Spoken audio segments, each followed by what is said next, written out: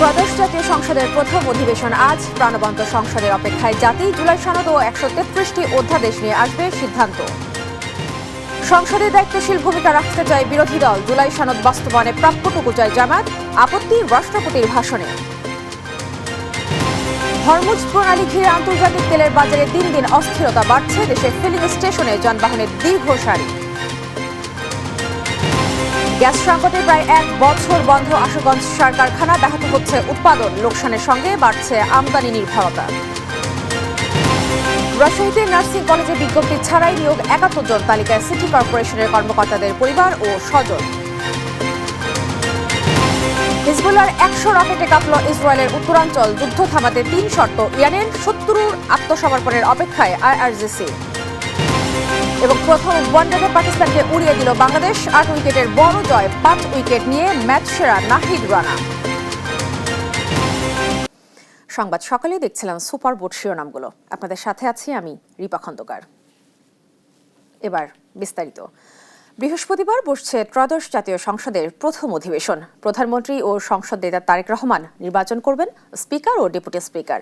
সরকার ও বিরোধী দলীয় নেতাদের আশা আলোচনামুখর সংসদ হবে প্রাণবন্ত। প্রথম অধিবেশনেই সিদ্ধান্ত হবে জুলাই সনদ ও অন্তর্বর্তীকালীন সরকারের নেয়া অধ্যাদেশগুলো নিয়ে। আশিকুল আলমের রিপোর্টে বিস্তারিত। বৃহস্পতিবার বেলা 11টায় বসছে ত্রয়োদশ জাতীয় সংসদের প্রথম অধিবেশন। সংবিধান অনুযায়ী নতুন সংসদের প্রথম অধিবেশনে ভাষণ দেবেন রাষ্ট্রপতি। প্রথম বৈঠকেই নির্বাচন হবে স্পিকার ও ডেপুটি স্পিকার। এর মধ্য দিয়ে আনুষ্ঠানিকভাবে শুরু হবে নতুন সংসদের কার্যক্রম। জাতীয় সংসদের স্পিকার ডেপুটি স্পিকার কে হবেন তা নির্ধারণ করবেন সংসদ নেতা তারেক রহমান। সংসদীয় রীতি অনুযায়ী বিদায়ী স্পিকার বা ডেপুটি স্পিকার প্রথম বৈঠকের শুরুতে সভাপতিত্ব করার বিধান থাকলেও এবার হচ্ছে ব্যতিক্রম। দ্বাদশ সংসদের স্পিকার শিরিন শারমিন চৌধুরীর পদত্যাগ ও ডেপুটি স্পিকার শামসুল হক টুকু কারাগারে থাকায় রাষ্ট্রপতির অনুমতিতে একজন জ্যেষ্ঠ সাংসদ করবেন সভাপতিত্ব। সভাপতির সূচনা বক্তব্যের পর নতুন স্পিকার ও ডেপুটি স্পিকার নির্বাচন করা হবে। এরপর তাদের শপথ পড়াবেন রাষ্ট্রপতি। সংবিধান অনুযায়ী শোক প্রস্তাব গ্রহণের পর সংসদে ভাষণ দেবেন রাষ্ট্রপতি। রাষ্ট্রপতির ভাষণের উপর ধন্যবাদ প্রস্তাব উত্থাপন করা হলে অধিবেশন জুড়ে এই প্রস্তাবের উপর আলোচনা করবেন সাংসদরা। প্রথম অধিবেশনেই অন্তর্বর্তী সরকারের সময় জারি করা অধ্যাদেশগুলো সংসদে উত্থাপন হবে। এরপর তা অনুমোদন, সংশোধন বা বাতিলের বিষয়ে সিদ্ধান্ত নেবে সংসদ। এদিকে সংসদে বিরোধী দল জামায়াত ইসলামী জানিয়েছে জুলাই সনদ বাস্তবায়ন না হওয়া পর্যন্ত সংসদের ডেপুটি স্পিকার পদ গ্রহণ করবে না দলটি। আশিকুল আলম, দেশ টিভি, ঢাকা। সংসদে বিরোধী দল থেকে ডেপুটি স্পিকার প্রসঙ্গে জামায়াত আমির ডক্টর শফিকুর রহমান জানিয়েছেন, জুলাই সংস্কারের প্রস্তাব পুরোপুরি বাস্তবায়নের প্রেক্ষিতে বিরোধী দলের যেটুকু প্রাপ্য ততটুকুই চাই জামায়াত। বলেন, সংসদে দায়িত্বশীল ভূমিকা রাখতে চাই বিরোধী দল। জাতীয় সংসদ ভবনে বিরোধী দলীয় সংসদীয় দলের সভা শেষে তিনি সাংবাদিকদের এসব তথ্য জানান। আর ফ্যাসিস্ট সরকারের রাষ্ট্রপতির সংসদে ভাষণ দেওয়ার কোনো অধিকার নেই বলে জানিয়েছেন দলটির নায়েবে আমির ডক্টর সৈয়দ আব্দুল্লাহ তাহের। আরও জানাচ্ছেন তামিম মাহবুব। বুধবার দুপুরে জাতীয় সংসদ ভবনের পশ্চিম ব্লকের 9ম তলায় বিরোধী দলীয় সভাকক্ষে বাংলাদেশ জামায়াত ইসলামীর আমির ও জাতীয় সংসদের বিরোধী দলীয় নেতা ডাক্তার শফিকুর রহমানের সভাপতিত্বে বৈঠক করেন বিরোধী দলের সংসদ সদস্যরা। সভা শেষে সংসদ ভবনের এলডি হলে প্রেস ব্রিফিং করেন বিরোধী দলীয় নেতা ও জামায়াত আমির ডাক্তার শফিকুর রহমান। আসসালামু আলাইকুম ওয়া রাহমাতুল্লাহ। এ সময় তিনি বলেন, সংসদে বিরোধী দলের ভূমিকা কেমন হবে তা নির্ভর করবে সরকারের সদিচ্ছার উপর। দেশ ও জাতির কল্যাণের যে কোনো সিদ্ধান্তে জামায়াত সরকারকে সহযোগিতা করবে বলে জানান তিনি। সকল ব্যাপারে বিরোধিতা নয়, আবার না বুঝেও কোনো সহযোগিতা নয়। আমরা অবশ্যই অপ্রাসঙ্গিক কোনো ভূমিকা রাখবো না, আমরা প্রাসঙ্গিক ভূমিকা রাখবো। আমরা আগেই বলেছি, বিরোধিতার জন্য বিরোধিতা নয়, সহযোগিতা করতে হলে সেটা দেশ এবং মানুষের জন্য, আর বিরোধিতাও করতে হলে দেশ এবং মানুষের অধিকারের জন্য। বিরোধী দল থেকে ডেপুটি স্পিকার প্রসঙ্গে সাংবাদিকদের প্রশ্নের জবাবে জামায়াত আমির জানান, বিরোধী দল থেকে ডেপুটি স্পিকার সহ জুলাই সনদের প্রস্তাবের পুরোপুরি বাস্তবায়ন চায় জামায়াত। আমরা চাই জুলাই সংস্কারের যে প্রস্তাব, সেই প্রস্তাবটা পুরোপুরি বাস্তবায়ন হোক। এর আলোকে বিরোধী দলের যতটুকু পাওনা আমরা অতটুকু চাই, এর বেশি চাই না। ওই প্রস্তাবেই আছে যে একজন ডেপুটি স্পিকার বিরোধী দল থেকে হবেন। আমরা খণ্ডিতভাবে এটা চাচ্ছি না, আমরা চাই প্যাকেজ, আমরা চাই পিসমিল, পুরাটাই সেখানে গ্রহণ হোক, বাস্তবায়ন হোক। এর আগে বৈঠক শেষে জামায়াতের নায়েবে আমির সৈয়দ আব্দুল্লাহ মোহাম্মদ তাহের বলেন, ফ্যাসিস্ট সরকারের রাষ্ট্রপতি সংসদে ভাষণ দেওয়ার কোনো অধিকার নেই। আমরা মনে করি রাষ্ট্রপতির ভাষণ দেওয়ার কোনো অধিকার নাই। স্বৈরাচারের দোসর বিএনপি কেন যে তাকে দিয়ে সব ভাষণ দেওয়া হচ্ছে এটা আমাদের কাছে পরিষ্কার নয়। আর দলটির সেক্রেটারি জেনারেল অধ্যাপক মিয়া গোলাম পরোয়ার বলেন, সংসদের আলোচনায় জুলাই সনদের বিষয়টি নিষ্পত্তি হতে হবে।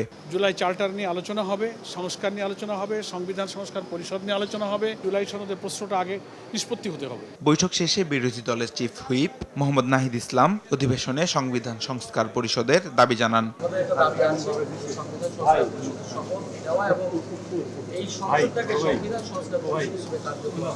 তামিম মাহবুব, দেশ টিভি, ঢাকা।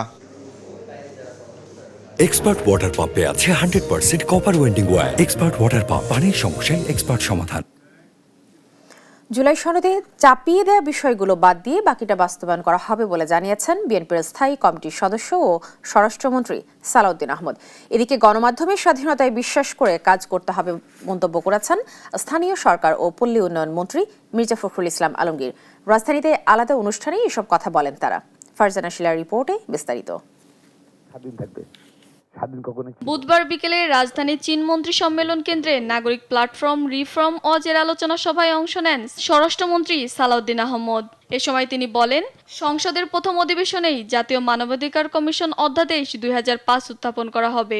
জাতীয় সংসদের সেশন যেদিন বসবে তার থেকে 30 দিনের মধ্যে এগুলো আইদার ল্যাপস অথবা পাস অথবা অ্যামেন্ডেড আকারে গ্রহণ করতে হবে। এদিন সন্ধ্যায় জাতীয় প্রেস ক্লাবের সাংবাদিক সংগঠন বিএফইউজে ও ডিইউজের ইফতার মাহফিলে স্থানীয় সরকার ও পল্লী উন্নয়ন মন্ত্রী মির্জা ফখরুল ইসলাম আলমগীর বলেন, সাংবাদিকরা যাতে ভবিষ্যতে নির্যাতনের শিকার না হয় এ বিষয়ে সবাইকে সোচ্চার থাকতে হবে। আমার একটা কথা আমি সরাসরি কথা বলি, সেটা হচ্ছে আমরা যেন আবার সেই ফ্যাসিস্টদের মতোই সাংবাদিকদের উপরে চড়াও হয়ে না বসে। আমাদের মুক্ত যে গণমাধ্যম, সত্যিকার অর্থেই সেই মুক্ত গণমাধ্যমকে প্রতিষ্ঠিত করা আমাদের লক্ষ্য হওয়া উচিত। আমরা যে চিন্তা করছি যে আমরা গণতন্ত্রকে প্রাতিষ্ঠানিক রূপ দেব। জনগণের প্রত্যাশা পূরণে বৃহস্পতিবারে সংসদের প্রথম অধিবেশন গুরুত্বপূর্ণ বলেও মন্তব্য করেন মন্ত্রী। ফারজানা শিলা, দেশ টিভি, ঢাকা। মধ্যপ্রাচ্যে যুক্তরাষ্ট্র ও ইসরায়েলের সঙ্গে ইরানের সংঘাতের প্রভাব এখন সরাসরি পড়ছে বৈশ্বিক তেলের বাজারে। বিশেষ করে পারস্য উপসাগরে হরমুজ প্রণালীকে ঘিরে তৈরি হওয়া অনিশ্চয়তা বিশ্ব অর্থনীতিকে নতুন সংকটের দিকে ঠেলে দিচ্ছে। এতে আন্তর্জাতিক তেলের বাজারে দেখা দিয়েছে নতুন অস্থিরতা। তনিমা ইসলামের রিপোর্ট। মধ্যপ্রাচ্যে ইরানকে কেন্দ্র করে চলমান যুদ্ধ এখন শুধু সামরিক সংঘাতে সীমাবদ্ধ নেই, এর প্রভাব ছড়িয়ে পড়েছে বৈশ্বিক জ্বালানি বাজারেও। বিশ্বের অন্যতম গুরুত্বপূর্ণ তেল পরিবহন পথ হরমুজ প্রণালী প্রায় অচল হয়ে পড়ায় বেসামাল অবস্থা আন্তর্জাতিক বাজারেও। সাম্প্রতিক দিনগুলোতে আন্তর্জাতিক তেলের দাম অস্বাভাবিক ওঠানামার মধ্যে রয়েছে। এই অস্থিরতার কেন্দ্রবিন্দুতে রয়েছে হরমুজ প্রণালী। হামলা অব্যাহত থাকলে এই গুরুত্বপূর্ণ জলপথ সম্পূর্ণভাবে বন্ধ করে দিতে পারে বলে হুঁশিয়ারি দিয়েছে ইরান। ইতোমধ্যে প্রণালীর আশেপাশে ড্রোন ও ক্ষেপণাস্ত্র হামলার আশঙ্কায় অনেক জাহাজ চলাচল বন্ধ হয়ে গেছে। ইরানের শীর্ষ কর্মকর্তা আলী লারিজানি সতর্ক করেছেন, হরমুজ প্রণালী হয় সবার জন্য শান্তি ও সমৃদ্ধির পথ হবে, নতুবা যুদ্ধপ্রবণ শক্তিগুলোর জন্য তা পরাজয় ও দুর্ভোগের কারণ হয়ে উঠবে। হরমুজ প্রণালী প্রায় অচল হয়ে পড়ায় কাতার, সৌদি আরব, সংযুক্ত আরব আমিরাত, কুয়েত এবং ইরাকের মতো তেল উৎপাদনকারী দেশগুলোও বিপাকে পড়েছে। তাদের উৎপাদিত বিপুল পরিমাণ তেল এখন ঠিকমতো পরিবহন করা যাচ্ছে না, ফলে অনেক ক্ষেত্রে উৎপাদন কমিয়ে মজুত বাড়াচ্ছে অনেক দেশ। এরই মধ্যে বিশ্বের বিভিন্ন দেশে জ্বালানির দাম বেড়ে যাওয়ার প্রভাব দেখা যাচ্ছে। বাংলাদেশ, দক্ষিণ কোরিয়া, হাঙ্গেরি, থাইল্যান্ড এবং পাকিস্তানের মতো দেশগুলো জ্বালানির দাম নিয়ন্ত্রণে রাখতে বিভিন্ন পদক্ষেপ নিয়েছে। দাম বৃদ্ধির কারণে অপরিশোধিত তেল রপ্তানি নিষিদ্ধ করেছে হাঙ্গেরি। আমি চিন্তিত যে পেট্রোল পাম্পগুলোতে আবারও অরাজকতা দেখা দেবে। আজ হোক কাল হোক মানুষ পেট্রোল পাম্পগুলিতে ভিড় করবে। যুদ্ধ পরিস্থিতি নিয়ে যুক্তরাষ্ট্র প্রশাসনের ভেতরও পরস্পর বিরোধী বক্তব্য এসেছে।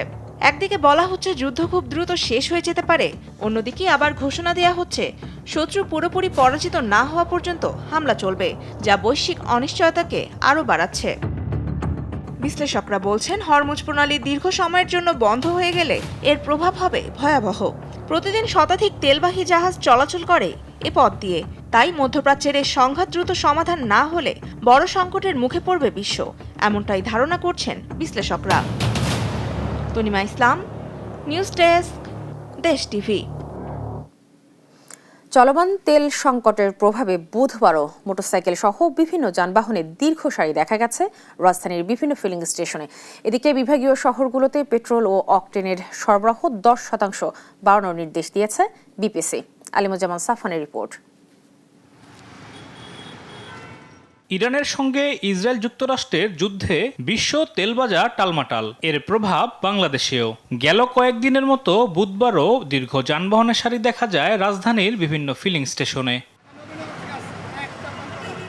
ভোক্তাদের অভিযোগ, রাজধানীর বেশিরভাগ পাম্প বন্ধ রেখেছেন ব্যবসায়ীরা, তাই অনেকটা বাধ্য হয়ে নির্দিষ্ট কয়েকটি স্থানে দীর্ঘ লাইনে ধরে সংগ্রহ করতে হচ্ছে তেল। কল্যাণপুরে 3টা পাম্প আছে, ওইখানে 3টা পাম্পের 3টাই বন্ধ। প্রাইভেট কারে দিচ্ছে কিন্তু বাইকে একদমই দিচ্ছে না। একটা পাম্পের উতাল নাই, একদম আস্তে আস্তে, তারপরে এদিক দিয়ে ঘুরা, তারপর মিরপুর দিয়ে ঘুরা ঢুইকা, মিরপুরও নাই আর গাবতলিও নাই, ওদিকে নাই, 100 জায়গা কোনোটাই বন্ধ। এখানে আমি 2 ঘন্টা বেশি হয়েছে, আমি 2 ঘন্টা 23 মিনিট লাইনে দাঁড়িয়ে আছি তেলের জন্য আর কি। ঘন্টার পর ঘন্টা লাইনে দাঁড়িয়ে যতটুকু তেল মিলছে তাও পর্যাপ্ত নয় বলছেন চালকরা। এটা চলে না তো, আমার যা তেল দেয় তাহলে আমার দিন যায় না, মানে এখন কিছু ডিউটি ফাঁক দিতে হয়। এখন কত দূর টাকা তেল দেয় একমাত্র আল্লাহ জানে। যে পরিমাণ তেল দেয় এই পরিমাণ তো আমার, আমি মার্কেটিং জব করে না, আমার প্রতিদিনই 2 লিটার তেল লাগে। এদিকে বুধবার সকালে রাজধানীর তেজগাঁও, মহাখালী ও আশপাশের বেশিরভাগ পাম্প বন্ধ দেখা গেছে। ব্যবসায়ীরা বলছেন সরবরাহ সংকটে হিমশিম অবস্থা তাদের। আমাদের গাড়ি আটে 4টা বাজে, তো 4টা থেকে আমরা শুরু করছি, ভোর 6টা পর্যন্ত আমরা বিক্রি করছি। যতক্ষণ ছিল ততক্ষণ আমরা বিক্রি করছি, এখন নাই, এখন বিক্রি করতে পারতেছি না। এখন আবার গাড়ি আসলে আমরা আবার শুরু করব। আমরা যা পাচ্ছি তাই দিতেছি, যেরকম সরকার রেশনিং করে দিচ্ছে ওইভাবেই দিতেছি। তবে চলমান সংকট মোকাবেলায় তেলের দাম বৃদ্ধি না করায় সরকারের সিদ্ধান্তকে সাধুবাদ জানিয়েছে সাধারণ মানুষ। জনগণের মনের ভিতরে জায়গা করে নিচ্ছে, এটা সরকারের খুব মহৎ সিদ্ধান্ত। আমি আমার পক্ষ থেকে এই সরকারকে অসংখ্য ধন্যবাদ দিই যে আমরা এখনো তেল পাচ্ছি, কম হলেও তেলটা পাচ্ছি। কোনো কিছু হইলেই উনি বলতো যে বেগুন দিয়ে খাইতে, মিষ্টি কুমড়া দিয়ে খাইতে, তারপর অনেক কিছু করতে বলতো, কিন্তু উনি বলতেছেন ওনাকে অসংখ্য ধন্যবাদ, তেলের দামটাও বাড়তেছে না। দেশের বিভাগীয় শহরগুলোতে অকটেন ও পেট্রোল সরবরাহ 10% বাড়ানোর নির্দেশ দিয়েছে বিপিসি। আলিমুজ্জামান সাফওয়ান, দেশ টিভি, ঢাকা। গ্যাস সংকটে প্রায় 1 বছর ধরে বন্ধ ব্রাহ্মণবাড়িয়ার আশুগঞ্জ সার কারখানা। প্রতি মাসে ব্যাহত হচ্ছে 170 কোটি টাকার ইউরিয়া সার উৎপাদন। সরকারের রেশনিং পদ্ধতির কারণে 2010 সালের পর থেকে বেশিরভাগ সময় বন্ধ থাকে কারখানাটি। এতে লোকসানের মুখে পড়ে বাড়ছে আমদানি নির্ভরতা। বন্ধ থাকায় কার্যক্ষমতা কমছে বিভিন্ন যন্ত্রাংশের। দ্রুত গ্যাস সরবরাহের দাবি কারখানা সংশ্লিষ্টদের। মেহেদীর নূর পরশের প্রতিবেদন জানাচ্ছেন ফারজান আফরোজ টুম্পা। গ্যাস সংকটে প্রায় 1 বছর ধরে বন্ধ ব্রাহ্মণবাড়িয়ার আশুগঞ্জ ইউরিয়া সার কারখানার উৎপাদন। এতে প্রতিদিন ব্যাহত হচ্ছে 1150 থেকে 1200 মেট্রিক টন ইউরিয়া সার উৎপাদন, যা টাকার অঙ্কে প্রতিদিন 5.5 কোটি টাকার ওপর। সবশেষ 2025 সালের 1 মার্চ থেকে কারখানাটিতে গ্যাস সরবরাহ বন্ধ হয়ে যায়। সংশ্লিষ্টরা জানান রেশনিং পদ্ধতির কারণে নেতিবাচক প্রভাব পড়ছে কারখানার সামগ্রিক উৎপাদনে। এতে লোকসানের মুখে পড়েছে প্রতিষ্ঠানটি। অতিরিক্ত অর্থ ব্যয়ে বিদেশ থেকে আমদানি করা হচ্ছে সার। 2011 সাল থেকে গ্যাস রেশনিং পর থেকে আমাদের কারখানাটি আস্তে আস্তে প্রোডাকশন ক্ষমতা কমে আসতেছে। অচিরেই যদি কারখানায় গ্যাস প্রদান না করা হয় তাহলে আমরা পুনরায় উৎপাদনে যেতে পারবো কিনা তার যথেষ্ট সন্দিহান আছি। গ্যাস সংকটে টানা 6 বছর ধরে বিসিআইসি লক্ষ্যমাত্রা পূরণে ব্যর্থ হচ্ছে কারখানাটি। কারখানাটিকে ধ্বংসের হাত থেকে রক্ষায় দ্রুত গ্যাস সরবরাহের দাবি শ্রমিক নেতাদের। এই প্রতিষ্ঠানকে কিভাবে আরো ঢেলে সাজানো যায় এবং এই কারখানাকে চালু করলে এই দেশ এবং দেশের মানুষ উপকৃত হবে। উৎপাদন সক্ষম কারখানাটি দ্রুত চালুর পাশাপাশি নতুন প্রকল্প গ্রহণে চেষ্টা চালানোর কথা জানান ঊর্ধ্বতন কর্তৃপক্ষ। সরকারের একটা বিরাট এটাকে বলে আমরা সাপোর্ট পাবো এখান থেকে, এবং সরকার এদিকে ভালো একটা দৃষ্টি দিবে এবং আমাদের নতুন প্রজেক্ট হওয়ার সম্ভাবনা একদম 90% থেকে 100% শিওর, আমরা ইনশাআল্লাহ আশাবাদী। কারখানা চালুর বিষয়ে বিসিআইসি নীতিগত সিদ্ধান্ত নেবে বলে জানান এক প্রকৌশলী। আমরা বরাদ্দ দিয়ে দিই, পেট্রো বাংলা বিসিআইসির সাথে বসে একটা নির্দিষ্ট পরিমাণ দেয়, তারা কোন কোন কারখানা চালাবে এটা ডিসাইড করে বিসিআইসি থেকে সিদ্ধান্ত নেওয়া হয়েছে যে বর্তমানে আশুগঞ্জ ফার্টিলাইজারটা চালাবে না। ১৬০০ মেট্রিক টন উৎপাদন সক্ষমতা নিয়ে ১৯৮৩ সালে যাত্রা শুরু করে কারখানাটি। এখানকার উৎপাদিত সার ব্রাহ্মণবাড়িয়া ছাড়াও কিশোরগঞ্জ, মৌলভীবাজার, চাঁদপুর সহ কমান্ডভুক্ত ৮ জেলায় সরবরাহ করা হয়। ফারজানা আফরোজ টুম্পা, নিউজ ডেস্ক, দেশ টিভি। ঈদ উল ফিতর সামনে রেখে নতুন সাজে সেজেছে ঈদ বাজার। ঈদের ভোগ্যপণ্য কিনতে শুরু করেছে ক্রেতারা, তবে বেশিরভাগ পণ্যের দাম বেড়ে যাওয়ায় কিছুটা চিন্তায় পড়েছেন সাধারণ মানুষ। অন্যদিকে ব্যবসায়ীরা বলছেন দাম বেশি হওয়ায় বিক্রি আগের তুলনায় কম। বিস্তারিত জানাচ্ছেন আলফি রায়হান। ঈদ মানেই উৎসব, আর সেই উৎসবকে ঘিরে কেনাকাটায় ব্যস্ত মানুষ। বাজারে উঠতে শুরু করেছে ঈদের নানা পণ্য। সেমাই, চিনি, কিশমিশ সহ বিভিন্ন প্রয়োজনীয় পণ্যের চাহিদা বেড়েছে কয়েক গুণ। কিন্তু চাহিদা বাড়ার সঙ্গে সঙ্গে বেড়েছে অনেক পণ্যের দামও। বিশেষ করে ভোজ্য তেল ও বিভিন্ন মশলার দাম বাড়ায় কিছুটা চাপ অনুভব করছেন ক্রেতারা। আগের থেকে অনেক বৃদ্ধি পেয়েছে, জিনিসপত্রের দামও তো অনেক বেশি। আগে বেশি নিতাম, একটু কমায় নিচ্ছি আর কি। যে কোনো জিনিস বাজার কেনাকাটা সবকিছুর তো দাম বাড়ছে। লাগাম টেনে ধরে রাখতে পারে না সরকার, না জনগণ না। বিক্রেতারা বলছেন বাজারে পণ্যের দাম বাড়ায় আগের তুলনায় কমেছে ক্রেতাদের চাহিদা। দাম বেশি হওয়ায় অনেকেই প্রয়োজনের থেকে কম নিচ্ছেন পণ্য, তাতে বিক্রি কিছুটা কমেছে বলেও দাবি তাদের।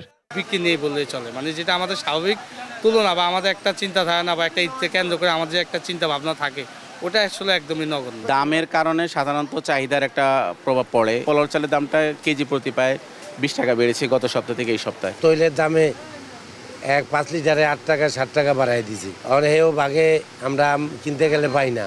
এদিকে মাংসের বাজারেও দেখা গেছে ঊর্ধ্বমুখী দাম। বর্তমানে গরুর মাংস বিক্রি হচ্ছে প্রায় 800 টাকা কেজি দরে, খাসির মাংস 1200 টাকা, আর বিভিন্ন জাতের মুরগির দামও আগের তুলনায় কিছুটা বেশি। বাজার সিন্ডিকেটের ফলে দাম বাড়ছে বলে দাবি সাধারণ মানুষের। 400 টাকায় পাওয়া যেত, আজকে সেই জায়গায় 440 টাকায় নিলাম। যোগান অনুযায়ী এটার দামটা একটু বেশি আমাদের দেশে। একটু কমলে 750 টাকার দিকে থাকলে ভালো হতো। যদিও ঊর্ধ্বমুখী দাম হয়ে যায়, তাই হাফ কেজি নিয়ে সংসার চালাবেন, 1 কেজি তো আর নেবেন না। হ্যাঁ, একটু কম তো তাহলে তো আমাদের জন্য ভালো, ক্রেতা বেশি পাইতাম, বেচাকেনা বেশি, তো আমাদের লাভটা বেশি হইব। অনেক লোক আছে ভিতরে পানি দেওয়ার দামে কম বেচতেছে, হ্যাঁ, কিন্তু ক্রেতা ঠকতেছে। বাজারের উপরে কোনো গভর্নমেন্টের নিয়ন্ত্রণ নাই। গরিব মানুষ ব্রয়লার মুরগি খায়, কি করে 50 টাকা সিন্ডিকেট হয় কারণ বাজারের মতো জায়গায়? সব মুরগি কেজিতে প্রায় 15-20 টাকা 30 টাকা বাড়ছে, সোনালী মুরগিটা একটু বেশি বাড়ছে। তবে সব পণ্যের দাম বাড়লেও কিছুটা স্বস্তি মিলেছে কাঁচা মরিচ ও পেঁয়াজের দামে, যদিও রসুন ও আদার দাম আবার কিছুটা বেড়েছে। ঈদকে কেন্দ্র করে বাজারে পণ্যের সরবরাহ স্বাভাবিক থাকলেও বেশিরভাগ নিত্য পণ্যের দাম বাড়ায় কিছুটা অস্বস্তিতে পড়েছেন বিক্রেতারা। দাম কমলে বেচা কেনা বাড়বে বলে দাবি ব্যবসায়ীদের। আলফি রায়হান, দেশ টিভি, ঢাকা। দেখছেন সংবাদ সকাল। গাজীপুরের শ্রীপুরের মাওনা চৌরাস্তায় একটি 6 তলা ভবনে ভয়াবহ অগ্নিকাণ্ড ঘটেছে। বুধবার রাত 10:40 আবু সাইদ মার্কেট নামের ওই ভবনটির নিচ তলায় আগুনের সূত্রপাত হয়, আর মুহূর্তেই আগুন নিচ তলা থেকে 4 তলা পর্যন্ত ছড়িয়ে পড়ে। খবর পেয়ে শ্রীপুর ফায়ার সার্ভিসের 2টি ইউনিটের চেষ্টায় আগুন নিয়ন্ত্রণে আসে। এতে 3 পথচারী গুরুতর দগ্ধ হয়েছেন। ফায়ার সার্ভিস জানায় বৈদ্যুতিক ট্রান্সফরমার বিস্ফোরণ থেকে আগুন লাগে।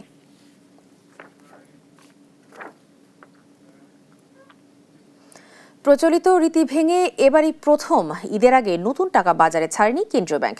এমন বাস্তবতায় নতুন নোটের জন্য ব্যাংকে ব্যাংকে ঘুরেও খালি হাতে ফিরছেন সাধারণ মানুষ। অথচ নতুন টাকায় খোলা বাজার সয়লাভ, যা কিনতে ক্রেতাকে হাজার প্রতি গুনতে হচ্ছে 350 থেকে 400 টাকা পর্যন্ত। এখন তাদের প্রশ্ন, তাহলে কি বাংলাদেশ ব্যাংকের অসাধু কর্মকর্তাদের যোগসাজশেই খোলা বাজারে নতুন নোট? বিস্তারিত সাদিয়া লাবনের প্রতিবেদনে।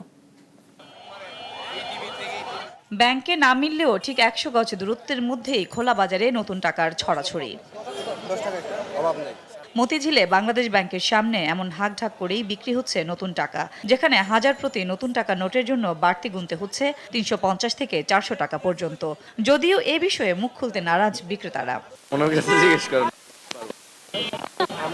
বলতে পারবো না, অনেক বলছি, গলা ভেঙে গেছে আপা, প্লিজ। 50-এর নতুন বান্ডেল, এটা হচ্ছে আপনার 150 টাকা, 5000-এ আর 100 টাকার বান্ডেল হচ্ছে 350 টাকা নতুন যেটা। ব্যাঙ্গালোরও দিয়ে যায়, আমরা মনে করেন কিনি যা তার থেকে 10 থেকে 20 টাকা লাভে বিক্রি করি, এই বোন আর কিছু না। 1200 টাকা কিনছি, 1500 টাকা বেচছি, আর এটা 3200 টাকা কিনছি, 3500 টাকা বেচছি। 5 টাকা 1300 টাকা, 2 টাকা 1700 টাকা। গ্রাহকরা বলছেন ঈদ সামনে রেখে ব্যাংকের দ্বারে দ্বারে ঘুরেও মেলেনি নতুন নোট। খোলা বাজারে বাড়তি টাকায় কিনতে বাধ্য হওয়ায় ক্ষুব্ধ তারা। ব্যাংকে গেলে বলে যে টাকা নাই, বেশ কয়েকবার গেছি কিন্তু ফেরতে চলে এসেছি আমি। প্রতি 10,000 টাকায় 3400 টাকা বেশি। 100 টাকা হচ্ছে 400 টাকা করে। ব্যাংকে গেছিলেন? ব্যাংকে দেয় নাই। ব্যাংকে গেছিলাম বলতে একদিন গেছিলাম, পাই নাই। ঈদের নতুন টাকার একটা ডিমান্ড থাকে, ব্যাংকে আমরা টাকা পাচ্ছি না। আমার বাচ্চা বলছে ঈদের নতুন টাকা দেওয়ার জন্য, এই জন্য নিতে আসছে। এই ব্যাংকে থেকে নিলে তো ওই টাকাটা দিতে হতো, এটা তো আমাদের এক্সট্রা দিতে হতো, এটা তো আসলে ঠিক না। খোলা বাজারে বেশি দামে নতুন নোট বিক্রি বন্ধে বাংলাদেশ ব্যাংকের পদক্ষেপ নেওয়া প্রয়োজন বলছেন এই ব্যাংকার।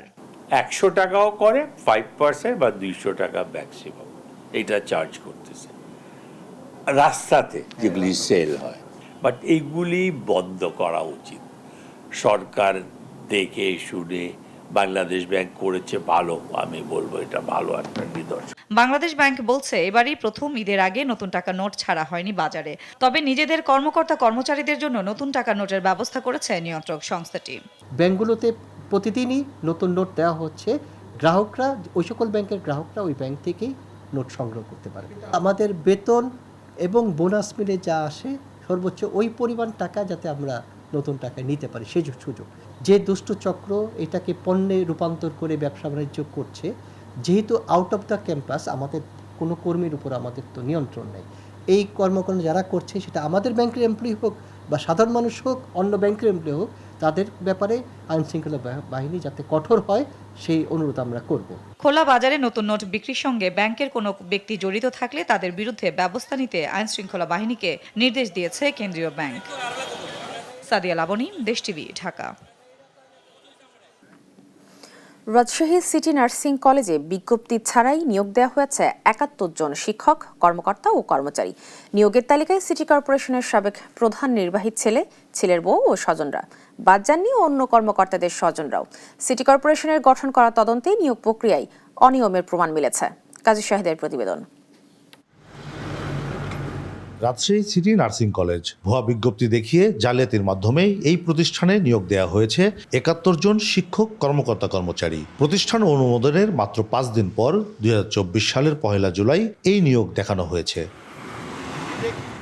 রাজশাহী সিটি কর্পোরেশনের অধীনে থাকা এই কলেজে নিয়োগ পেয়েছেন সিটি কর্পোরেশনের সাবেক প্রধান নির্বাহী ছেলে, ছেলের বউ, বন্ধুর ছেলে সহ একাধিক স্বজন। তবে যে তারিখে নিয়োগ দেখানো হয়েছে ওই সময় কোনো নিয়োগ হয়নি বলে দাবি সাবেক পরিচালকের। মিনিস্ট্রি থেকে যে আমাদের অ্যাফিলিয়েশন সেইটাই তখন আমরা চেষ্টায় ছিলাম। এই ধরনের কোনো নিয়োগ আমরা শুনছি যে ৭১ জন ৭২ জন নিয়োগ হয়েছে, সে সময় কোনো ডকুমেন্ট নাই যে দেখাতে পারবে না যে এই নিয়োগ হয়েছে। নিয়োগ নিয়ে প্রশ্ন ওঠাই বিষয়টি তদন্তে নিরীক্ষা কমিটি করেন সিটি কর্পোরেশনের প্রশাসক। কমিটি ২৯ জানুয়ারি যে প্রতিবেদন জমা দিয়েছে তাতে স্পষ্ট নিয়োগ নিয়ে হয়েছে অনিয়ম। তবে তৎকালীন প্রধান নির্বাহী কর্মকর্তা নিজের সম্পৃক্ততা ও স্বজনদের নিয়োগের বিষয়ে নাকি কিছুই জানেন না। সরকারি প্রতিষ্ঠানে নিয়োগের ক্ষেত্রে পত্র পত্রিকায় আসতে হয়, মানে বিজ্ঞপ্তি প্রকাশ করতে হয় আর কি। তো এই পত্রিকার বিজ্ঞপ্তিটা আমরা পাই নাই, কিন্তু আমরা ওই যে মেয়র স্বাক্ষরিত একটা নিয়োগ বিজ্ঞপ্তির একটা আছে আর কি। আমরা যা যা পেয়েছি আমরা এটা উল্লেখ করছি। চাকরির দাতাও আমি নই আর আমি নই, ওই কলেজের অথরিটিও আমি নই। ম্যানেজিং কমিটি কি বলে ওটার গভর্নিং বডি ছিল, ওইটার হচ্ছে প্রিন্সিপাল, পরিচালক ছিলেন সেই সময়, মেয়র ছিলেন। এটা দে নোজ বেটার, এবং এটা আমার সাথে কথা বলার চাইতে কলেজের প্রিন্সিপালের সাথে কথা বলেন। এ নিয়ে অনুসন্ধানে নামলে দেশ টিভির প্রতিবেদককে টাকা দিয়ে ম্যানেজ করার চেষ্টা করেন সিটি নার্সিং কলেজের বর্তমান পরিচালক হাবিবুর রহমান। এটা করা যাবে না। না না, এটা আছে তো। আমার সম্পর্কে আগে শোনেন মানুষের কাছ থেকে। আমি আপনাকে বলছি, আমি আপনাকে আগে বলি, আগে শোনেন আমার কথা আপনি। সিটি কর্পোরেশনের প্রশাসক জানিয়েছেন, নিরীক্ষা প্রতিবেদন পেয়েছেন, সাধারণ সভায় আলোচনা করে পরবর্তী সিদ্ধান্ত নেওয়া হবে। নার্সিং কলেজ সম্পর্কে যে সমস্ত ফাইন্ডিংস এসেছে আমরা নার্সিং কলেজের মতামতের জন্য পাঠানোর সিদ্ধান্ত হয়েছে। টোটাল প্রতিবেদনটাই আমরা নার্সিং কলেজে পাঠানোর সিদ্ধান্ত দিয়েছে আমাদের জেনারেল মিটিং এর সদস্যরা। নার্সিং কলেজ মতামত দিলে তখন আমরা আবার জেনারেল মিটিং এ এটা ফাইনাল সিদ্ধান্ত হবে। ২০২৪ সালের ১ ডিসেম্বর সিটি কর্পোরেশনের তহবিল থেকে প্রায় ২ কোটি টাকা রাজশাহী সিটি নার্সিং কলেজকে বরাদ্দ দেওয়া হয়। তবে অনিয়মের প্রমাণ পাওয়ায় নতুন বরাদ্দ দেয়া বন্ধ রেখেছে কর্তৃপক্ষ। কাজী শাহেদ, দেশ টিভি, রাজশাহী। চাঁপাইনবাবগঞ্জে রাজনৈতিক আধিপত্য, পারিবারিক বা ব্যক্তিগত সব বিরোধ সহ বিভিন্ন সংঘাতে ব্যবহার করা হচ্ছে প্রাণঘাতী ককটেল। ভারত থেকে চোরাই পথে আসা বিস্ফোরকের সঙ্গে পাথর, কাচের টুকরা, লোহা মিশিয়ে বানানো হয় ককটেল। সম্প্রতি ককটেল বানাতে গিয়ে দুজনের মৃত্যুতে এলাকায় সৃষ্টি হয়েছে আতঙ্ক। সহকর্মী ফারুক আহমেদ চৌধুরী রিপোর্ট, জানাচ্ছেন সীমান্ত বর্ধন। সম্প্রতি চাঁপাইনবাবগঞ্জ সদর উপজেলার চরবাগডাঙ্গায় একটি বাড়িতে ককটেল বানাতে গিয়ে ঘটনাস্থলেই 2 যুবকের মৃত্যু হয়। আহত হন আরও 3 জন। আধা পাকা একটি ঘর ছিন্ন ভিন্ন হয়ে যায়। স্থানীয়রা বলছেন, এ জেলায় 3 দশক ধরে লাল কালো স্কচ টেপ দিয়ে মোড়ানো ককটেল ব্যবহার হচ্ছে সব বিরোধে। সদর উপজেলার চরবাগডাঙ্গা, রানীহাটি, রামচন্দ্রপুর হাট, কালীনগর, শিবগঞ্জের নয়লাভাঙা ও মর্দনা ককটেলের জন্য বেশি আলোচিত। সীমান্তের চরাঞ্চলের আধিপত্য ধরে রাখতে ককটেল ব্যবহার করেন প্রভাবশালীরা।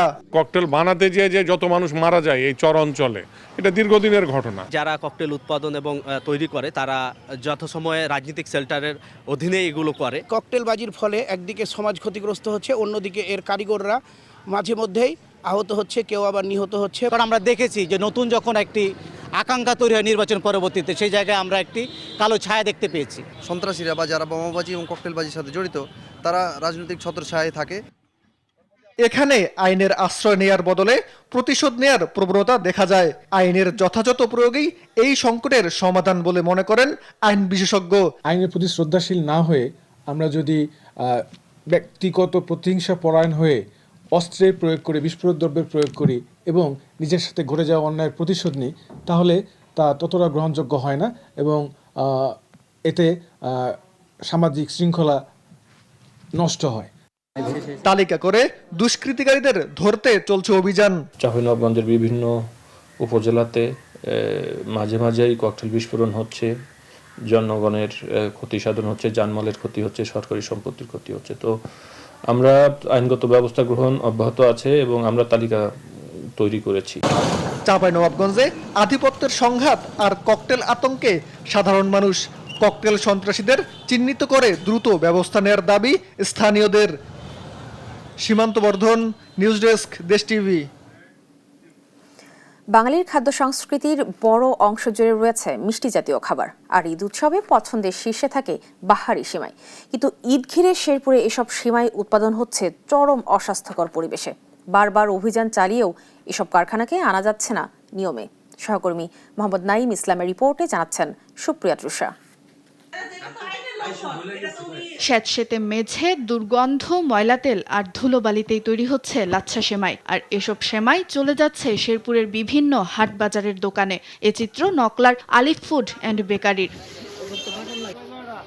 যেখানে কারিগরদের নেই স্বাস্থ্যবিধির কোনো বালাই, নেই কারখানার লাইসেন্স, পরিবেশের ছাড়পত্র কিংবা মান নিয়ন্ত্রণে নেই কোনো ল্যাব, তবুও দেদারসে তৈরি করে যাচ্ছে বাহারি সেমাই। অনুমোদনহীন এসব কারখানার বিরুদ্ধে ব্যবস্থা নিয়ে প্রশাসনের প্রতি আহ্বান ক্রেতাদের। সেমাই সহ আমি মনে করি যে আমাদের যতগুলি আমাদের খাদ্যদ্রব্য আছে বাজারের বাইরে যেগুলো বিক্রি করা হয়, এগুলোকে পরিবেশ বান্ধব এবং আমাদের স্বাস্থ্যকর করে তোলার জন্য যা যা করণীয় আমি ব্যবসায়ীদেরকে উদাত্ত আহ্বান জানাবো, তারা যেন এই স্বাস্থ্যসম্মত করার চেষ্টা করে। এরপরে অনেক দোকান আছে যেগুলো আপনার খোলার সময় বিক্রি করে এবং কি স্বাস্থ্যসম্মত না, এগুলো আপনার খেলে মানুষের রোগ ব্যাধি হয়। ঈদ সামনে রেখে অসাধু সেমাই ব্যবসায়ীদের ধরতে মাঠে নিয়মিত মনিটরিং করছে নিরাপদ খাদ্য অধিদপ্তর ও বিএনটিআই। ঈদকে সামনে রেখে বিভিন্ন অসাধু ব্যবসায়ী বিভিন্ন খোলা এবং নোংরা পরিবেশে সেমাই প্রস্তুত করছে।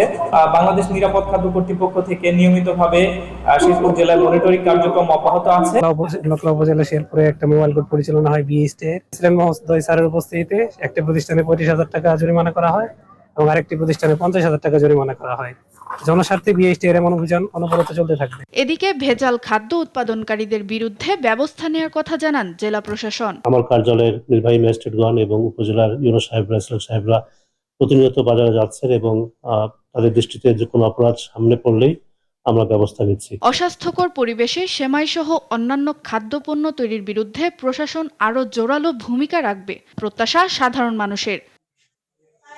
সুপ্রিয়া তৃষা, নিউজ ডেস্ক, দেশ টিভি। জাটকা সংরক্ষণ ও ইলিশ উৎপাদন বৃদ্ধির লক্ষ্যে 2 মাস সব ধরনের মাছ শিকারে চলছে নিষেধাজ্ঞা। মাছ শিকারই একমাত্র জীবিকা হওয়ায় বর্তমানে বিপাকে পড়েছেন পিরোজপুরের জেলেরা। জেলে পরিবারগুলোর অভিযোগ সরকারি সহায়তা মিলছে না। জালিশ মাহমুদের রিপোর্ট জানাচ্ছেন সুপ্রিয়া তৃষা। ঈদকে সামনে রেখে অন্যরা যখন কেনাকাটায় ব্যস্ত, তখন পিরোজপুরের জেলে পরিবারগুলোর দিন কাটছে অনিশ্চয়তায়। অনেকের ঘরে নেই পর্যাপ্ত খাদ্যের মজুত, নেই বিকল্প আয়ের ব্যবস্থাও। জাটকা সংরক্ষণ ও ইলিশ উৎপাদন বৃদ্ধির লক্ষ্যে 2 মাস সব ধরনের মাছ শিকারে চলছে নিষেধাজ্ঞা। প্রতি বছর একই সময় নিষেধাজ্ঞা থাকলেও এবছর রমজান হওয়ায় পিরোজপুরের জেলেরা পড়েছেন বিপাকে। অনেক পরিবারই ধার দেনা কিংবা সঞ্চয়ের টাকায় কোনো মতে সারছেন ইফতার ও সেহরি। মাসের না দিয়ে অন্য মাসও দিত, তাহলে হয়তো আমরা খাইলে একটু বাঁচতে পারতাম। এই রমজানের মধ্যে কোনো ইনকাম নাই, কোনো আয় নাই। ওই রোজানে রোজ খাই, একসাথে 2 দিন খাই, নাতি আই দুগো বাদ দিন না থাকলে কোথায় ভাব নিজেও না খাই খাই। মাছের প্রজনন রক্ষায় এই অবরোধ ভবিষ্যতের জন্য জরুরি বলে মনে করেন জেলেরাও। তবে তাদের অভিযোগ, নিষেধাজ্ঞা চলাকালীন সরকারি সহায়তা দেওয়ার কথা থাকলেও তা মেলেনি। রমজান মাসে পড়ছে, এখন খুব মানুষের দুর্ভোগ হইতেছে, কারণ খাওয়া জিনিসপত্রের দাম অনেক দাম বেশি, আরো দেশে খুব অরাজক চলতে আছে। এইভাবে আমরা আর কি দিন কাটতে আছে আমাদের, যতদিন নদীতে না নামতে পারবো ততদিন আমার কি অবস্থা খুব খারাপ থাকবে আর কি। নদীতে মাছ নেই, মাছ ধরতে গেলে পাইতেছি না, আর এমনি একটু বন্ধ। এই অবস্থায় আছে, খুব দূর কষ্টে আছে। জেলা মৎস্য কর্মকর্তা জানান, জেলায় 18,250 জন জেলেকে চাল বিতরণের কার্যক্রম চলমান রয়েছে। মৎস্য অধিদপ্তর পিরোজপুরে বর্তমানে 2টি প্রোগ্রাম চলমান আছে। তার মধ্যে একটি হলো জাটকা রক্ষা কার্যক্রম, আর একটি হলো আমাদের অবৈধ জাল নির্মূলে বিশেষ কম্বিং অভিযান। আমাদের জাটকা রক্ষা কার্যক্রম 1 নভেম্বর থেকে 30 জুন পর্যন্ত চলবে। এরই আওতায় আমরা পিরোজপুর জেলায় প্রায় 18,250 জন জেলেকে 2920 মেট্রিক টন চাল মেয়াদে আমাদের ফেব্রুয়ারি, মার্চ, এপ্রিল, মে 4 মাসের জন্য আমরা দিয়েছি। উপজেলা প্রশাসন অলরেডি চাল জেলেদের মাঝে বিতরণের প্রস্তুতি নিচ্ছে। ইলিশ রক্ষায় নিষেধাজ্ঞা গুরুত্বপূর্ণ হলেও জেলে পরিবারগুলোর জন্য বিকল্প কর্মসংস্থান ও পর্যাপ্ত সহায়তা নিশ্চিত করা জরুরি বলে মনে করছেন সংশ্লিষ্টরা। সুপ্রিয়া তৃষা, নিউজ ডেস্ক, দেশ টিভি। দেখছেন সংবাদ সকাল।